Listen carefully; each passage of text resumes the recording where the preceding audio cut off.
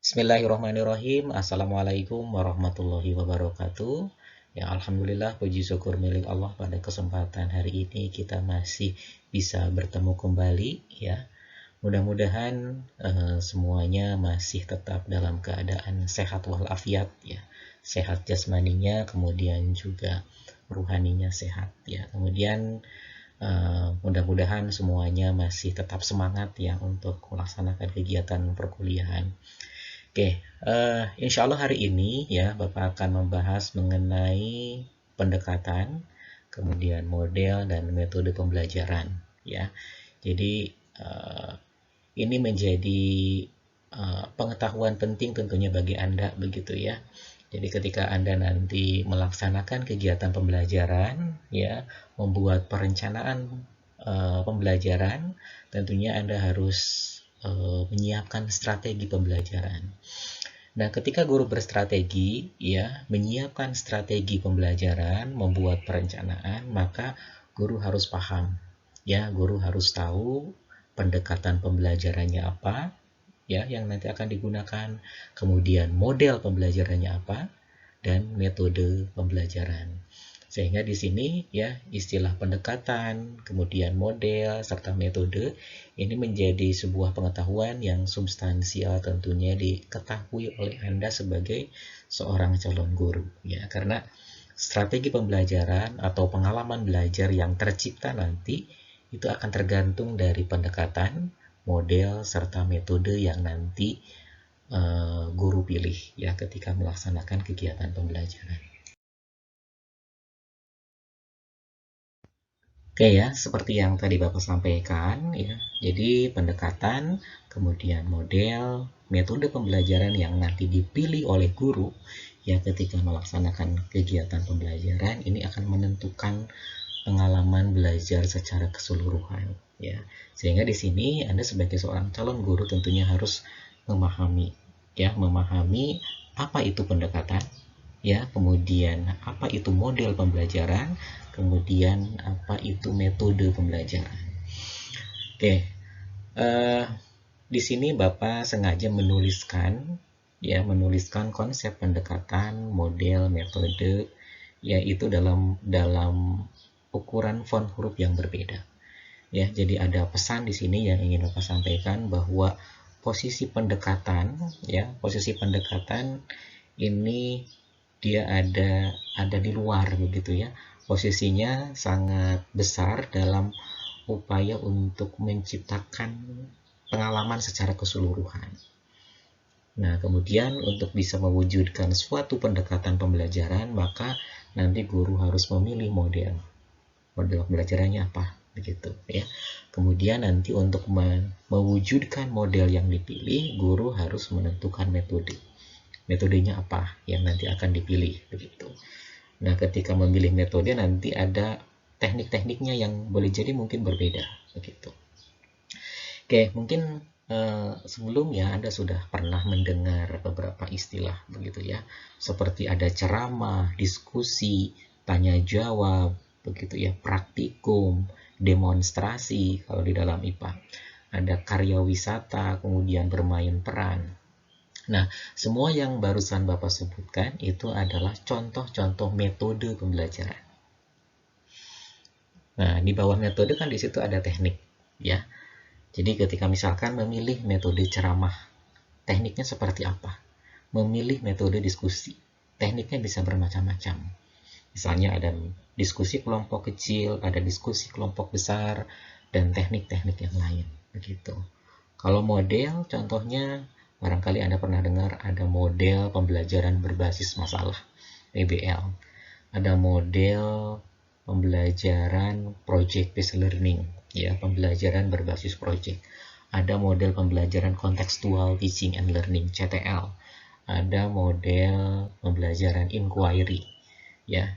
Ada model pembelajaran sains, teknologi, dan masyarakat atau STM. Ada model STEM, Science, Teknologi, Engineering, and Matematik, dan model-model pembelajaran yang lain. Begitu ya. Nah, model ini nanti yang dipilih ya, itu tentunya harus berdasarkan pada pendekatan. Harus bisa mewujudkan pendekatan yang dipilih. Pendekatannya apa? Apakah pendekatannya pemecahan masalah? Apakah pendekatannya inquiry? Apakah pendekatannya lingkungan? Apakah pendekatannya tujuan pembelajaran? Apakah pendekatannya life skill atau pendekatan-pendekatan yang lain, begitu ya. Jadi kalau boleh Bapak berbicara di sini, pendekatan itu akan menjadi sebuah kemasan, akan menjadi sebuah bungkus ya, nuansa dalam sebuah kegiatan pembelajaran. Jadi sifatnya dia menjiwai sebuah pengalaman belajar, begitu ya. Nah, untuk mewujudkan pendekatan, guru memilih model. Ya, modelnya apa? Untuk mewujudkan satu model, guru memilih beberapa metode biasanya ya. Metode ceramah, diskusi, tanya jawab, praktikum, dan metode yang lain, tergantung model yang dipilih, begitu ya. Oke ya. Nah, di sini ada definisi terkait dengan pendekatan, model, metode, dan teknik. Ya, tadi Bapak sudah menyampaikan sebetulnya ya, ilustrasi atau gambaran dari pendekatan, model, dan metode. Oke, Anda bisa simak di situ kalau pendekatan apa definisinya? Merupakan suatu pedoman mengajar yang sifatnya masih teoritis atau konseptual. Secara teknis, pendekatan diartikan jalan yang digunakan oleh guru, pendidik, atau peserta didik untuk menciptakan suasana, menciptakan nuansa yang memungkinkan siswa nanti bisa belajar. Kalau model merupakan suatu konsepsi untuk mengajar suatu materi dalam mencapai tujuan tertentu. Oke, kata kuncinya di sini adalah konsepsi. Yang namanya konsepsi mengajar, dia sudah bisa menggambarkan ya, menggambarkan bagaimana urutan langkah-langkahnya. Ya, urutan langkah-langkah dari awal, pendahuluan sampai penutup, begitu ya. Jadi sudah jelas kalau di situ ya kita sebut sebagai sebuah konsepsi untuk mengajar. Jadi salah satu ciri dari model itu biasanya sudah bisa ditentukan ya, sintak atau langkah-langkah kegiatan pembelajarannya. Metode merupakan cara mengajar yang sifatnya masih umum dan dapat dilakukan pada semua mata pelajaran.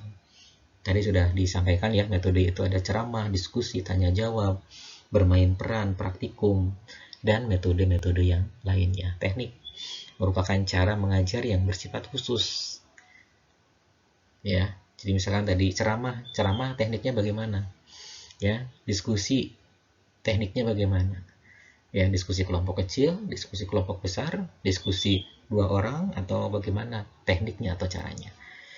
Gitu ya. Praktikum, ya tekniknya bagaimana? Apakah praktikumnya inquiry? Apakah praktikumnya sifatnya seperti resep gitu ya? Praktikum cookbook, atau praktikum inquiry, atau praktikum guided inquiry, atau praktikum apa yang nanti akan dilaksanakan gitu ya. Jadi ini perlu Anda pahami terlebih dahulu sebelum nanti Anda bisa mengimplementasikan ya pendekatan, model, metode, dan juga teknik.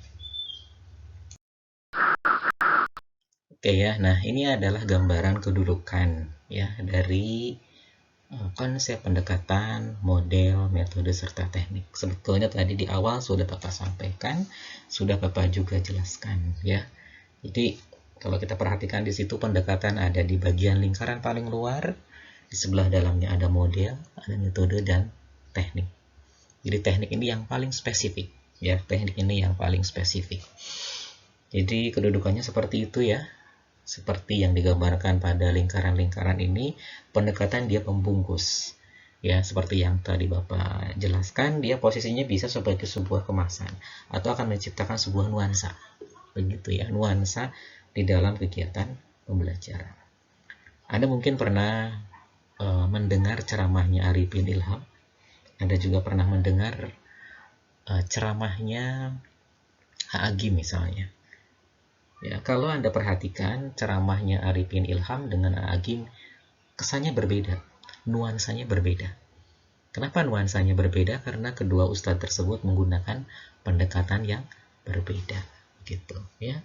Walaupun mungkin modelnya sama, metodenya dua-duanya ceramah, tapi kesannya berbeda karena kedua ustadz tersebut menggunakan pendekatan yang berbeda. Nah, dalam hal pembelajaran pun sama nanti. Ketika Anda nanti memilih pendekatan konstruktivisme, memilih pendekatan lingkungan akan berbeda nuansanya.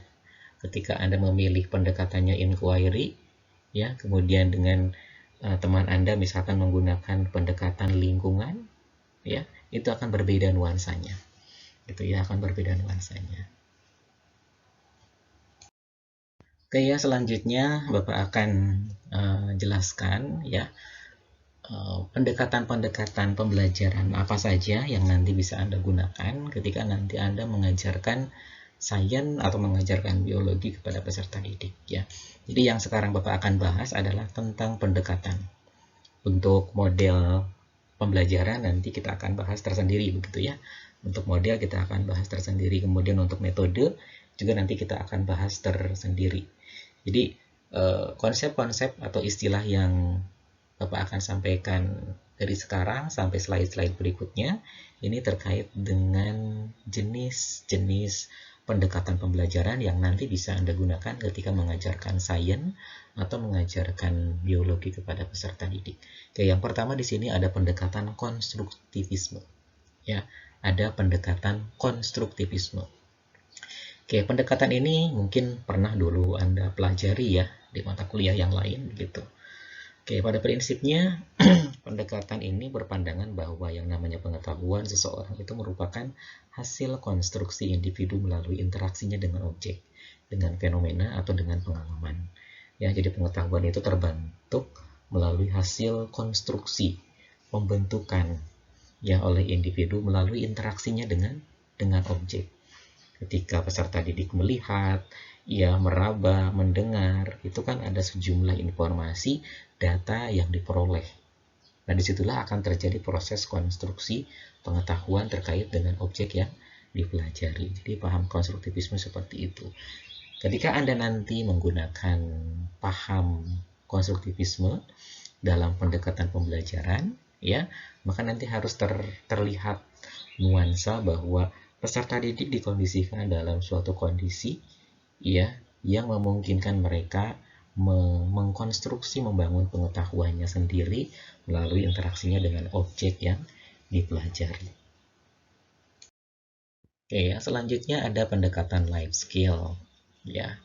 Nah, untuk life skill ini ya, pendekatan life skill ini orientasinya adalah bagaimana melalui pengalaman belajar itu nanti peserta didik mendapatkan sejumlah life skill ya atau kecakapan hidup.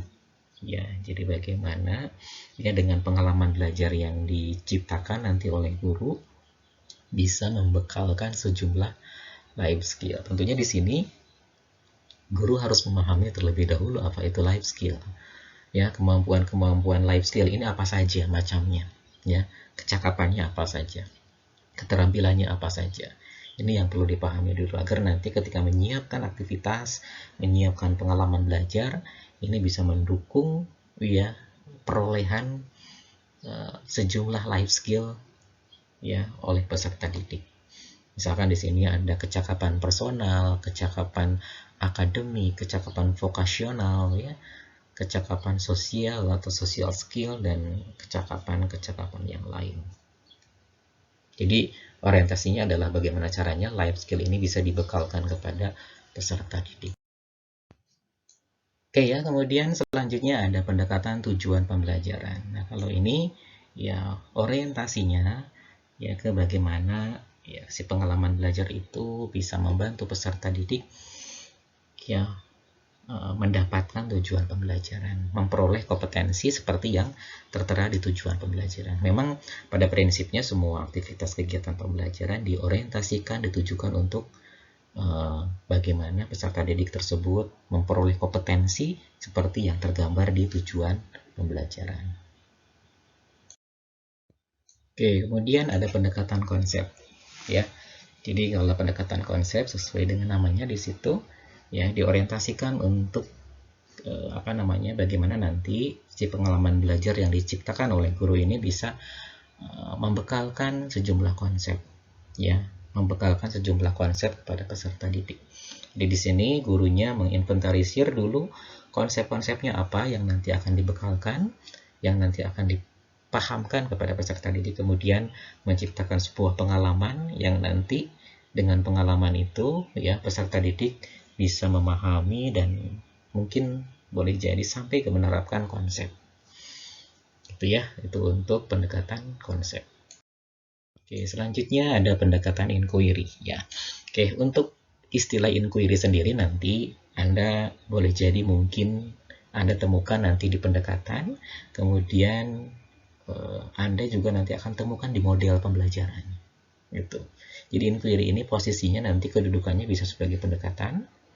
Kalau dia dijadikan sebagai dasar untuk pengembangan proses pembelajaran secara keseluruhan begitu, dan bisa jadi sebagai sebuah model apabila kita terapkan sintak atau urutan langkah-langkahnya. Jadi harus cermat nanti ya, harus jeli kapan dia sebagai pendekatan, kapan Anda menggunakannya sebagai pendekatan, dan kapan Anda menggunakannya sebagai model pembelajaran. Oke, di sini kalau kita perhatikan ya, pendekatan inquiry ini menekankan pada proses berpikir secara kritis dan analitik. Ya, untuk mencari dan menemukan sendiri jawaban dari suatu masalah yang dipertanyakan. Ya, jadi orientasinya ke bagaimana menciptakan suatu kondisi kegiatan pembelajaran di mana peserta didik ya di situ mencari dan menemukan sendiri jawaban dari suatu masalah yang dipertanyakan. Ada pertanyaan kemudian dijawab, ada pertanyaan kemudian dijawab. Pertanyaannya tentunya terkait dengan konten atau materi atau permasalahan yang terkait dengan konten yang sedang dipelajari. Kemudian pertanyaannya dijawab. Bertanya, menjawab, bertanya, menjawab, itu adalah hakikat dari inquiry. Oke, jadi itu ya untuk pendekatan inquiry. Oke, selanjutnya ada pendekatan proses ya. Ya, diorientasikan pada proses begitu ya. Pendekatan proses menekankan pada tercapainya kemampuan siswa dalam keterampilan proses. Anda mungkin pernah mendengar ya, keterampilan proses. Jadi keterampilan proses ini menjadi sebuah kompetensi kemampuan yang penting dalam pembelajaran sains, di dalam pembelajaran biologi. Ya, nah kalau pendekatan proses ini, aktivitas KBM-nya, kegiatan pembelajarannya diorientasikan ke bagaimana sejumlah keterampilan proses tersebut bisa dibekalkan atau dimiliki oleh peserta didik. Begitu. Oke, kemudian ada pendekatan terpadu. Nah, kalau ini biasanya diimplementasikan pada pembelajaran sains ya di SMP atau pembelajaran di SD. Biasanya kan kalau di SD tematik ya, tematik terpadu menjadi tema untuk memadukan. Jadi pendekatan ini berusaha menyajikan konten-konten dari satu mata pelajaran atau berbeda mata pelajaran ya, atau beberapa mata pelajaran yang masih dalam satu rumpun ke dalam satu aktivitas kegiatan pembelajaran. Ya, seperti misalkan di SMP mengajar sains itu kan harus terpadu.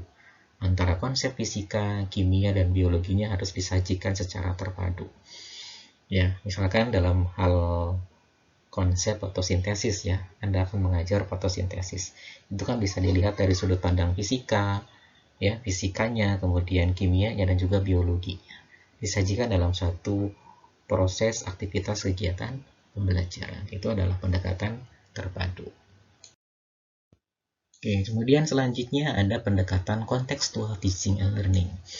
Nah, ini salah satu karakteristiknya, ciri khasnya adalah menyajikan konteks kehidupan keseharian dibawa ke kelas ya, dijadikan situasi yang nanti akan memotivasi, mendorong peserta didik untuk belajar ya. Jadi kalau kita perhatikan dari sini, pembelajaran kontekstual adalah konsep belajar yang membantu guru mengaitkan antara materi yang diajarkan dengan situasi dunia nyata dan mendorong siswa untuk membuat hubungan antara pengetahuan yang dimilikinya dengan penerapannya dalam kehidupan sehari-hari mereka. Jadi model ini pendekatan ini diorientasikan untuk bagaimana memberikan bekal kepada peserta didik menerapkan pengetahuan atau konsep atau prinsip ya, yang sudah diperoleh sebelumnya di kelas yang diterapkan dalam kehidupan sehari-hari ya, sehingga nanti tahu manfaatnya belajar belajar pencernaan untuk apa, belajar fotosintesis untuk apa, belajar pernapasan untuk apa, dan lain sebagainya. Oke, kemudian selanjutnya ya ada pendekatan lingkungan. Nah, sesuai dengan namanya, pendekatan ini nanti akan mengorientasikan kegiatan pembelajaran pada lingkungan. Jadi lingkungan di sini dijadikan hal yang mendasar, ya, dijadikan sebagai sumber utama dalam proses pembelajaran. Guru harus mengaitkan proses pembelajaran dengan lingkungan sekitar. Lingkungan dijadikan sebagai salah satu sumber belajar bagi peserta didik atau siswa. Untuk dapat mengaitkan proses pembelajaran dengan lingkungan sekitar, guru terlebih dahulu mengetahui keterkaitan antara materi ajar dengan lingkungan sekitar. Nah, di sini tidak semua materi dapat dikaitkan dengan keadaan lingkungan, sehingga guru harus bisa mengidentifikasi materi ajar ya, apa saja yang terkait dengan lingkungan, khususnya lingkungan yang ada di sekitar peserta didik atau di sekitar sekolah. Ya, jadi orientasinya ke lingkungan, bagaimana caranya lingkungan ini dijadikan sebagai sebuah sumber belajar utama dalam kegiatan pembelajaran peserta didik. Oke ya, selanjutnya ini yang terakhir ya, ada pendekatan STM, Sains, Teknologi, dan Masyarakat. Oke, jadi pendekatan ini berusaha untuk mengorientasikan kegiatan pembelajaran pada bagaimana peserta didik bisa memahami sains, teknologi, dan juga dampaknya bagi masyarakat. Ya, sains dan teknologi ini tentunya tidak selalu berdampak positif bagi masyarakat. Ada juga dampak-dampak negatifnya, begitu ya, seperti pencemaran dan yang lainnya ya. Ada global warming misalnya, itu adalah salah satu bentuk dampak negatif dari perkembangan sains dan juga teknologi. Nah, di sini pendekatan STM ini berusaha untuk ya mengajak peserta didik ya menciptakan nuansa kegiatan pembelajaran agar peserta didik nanti bisa atau berusaha menyelesaikan masalah-masalah yang terkait dengan dampak negatif dari perkembangan teknologi dan sains, ya, sains dan teknologi gitu. Oke ya, nah ini tadi kita sudah membahas mengenai macam-macam pendekatan pembelajaran. Ya, jadi tadi di awal ada konstruktivisme, ada pendekatan life skill, ada pendekatan CTL, ada pendekatan lingkungan, ada pendekatan tujuan pembelajaran, ada pendekatan konsep, dan lain sebagainya.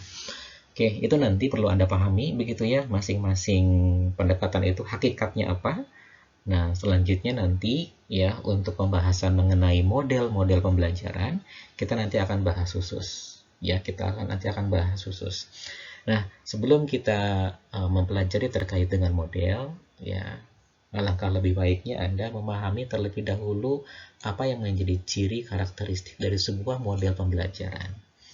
Nah, Anda bisa simak di sini sebuah model pembelajaran didasarkan pada teori pendidikan dan teori belajar dari para ahli tertentu. Ya, jadi banyak ahli yang mengembangkan sintak atau langkah-langkah atau kerangka konsepsi dari sebuah pembelajaran, begitu ya, sebuah model pembelajaran. Ya, misalkan inquiry ini banyak begitu ya. Banyak ahli yang mengemukakan bagaimana cara mengimplementasikan inquiry sehingga bisa macam-macam. Ya, makanya di sini perlu kita kenali ya kerangka kerja inquiry misalkan dari berbagai ahli begitu ya. Jadi sebuah model pembelajaran didasarkan pada teori pendidikan dan teori belajar tertentu. Kemudian sebuah model pembelajaran mempunyai misi atau tujuan pendidikan tertentu. Ya, jadi setiap model dia punya orientasi. Ya, setiap model dia punya orientasi untuk mencapai tujuan tertentu. Dapat dijadikan pedoman untuk perbaikan kegiatan pembelajar. Kegiatan belajar mengajar memiliki bagian yang dinamakan dengan urutan langkah-langkah atau sintak. Sistem sosial dan juga sistem pendukung. Oke, seperti yang tadi Bapak sampaikan bahwa sebuah model biasanya punya sintak atau langkah-langkah yang sudah dibakukan. Tergantung ahli yang mengembangkannya siapa. Anda bisa nanti memilih kerangka-kerangka kerja tertentu begitu ya, menurut ahli yang dikembangkan. memiliki dampak sebagai akibat terapan model pembelajaran. Kemudian membuat persiapan mengajar, desain instruksional dengan model pembelajaran yang dipilih. Jadi ini bagian yang poin terakhir ini adalah implementasi sebetulnya, bagaimana mengimplementasikan model pembelajaran. Jadi membuat persiapan dengan desain instruksional, desain pembelajaran dengan model yang kita pilih gitu. Oke, ya barangkali itu yang bisa Bapak sampaikan terkait dengan pendekatan pembelajaran. Jadi untuk model dan metode nanti ada pembahasan secara khusus. Terima kasih. Assalamualaikum warahmatullahi wabarakatuh.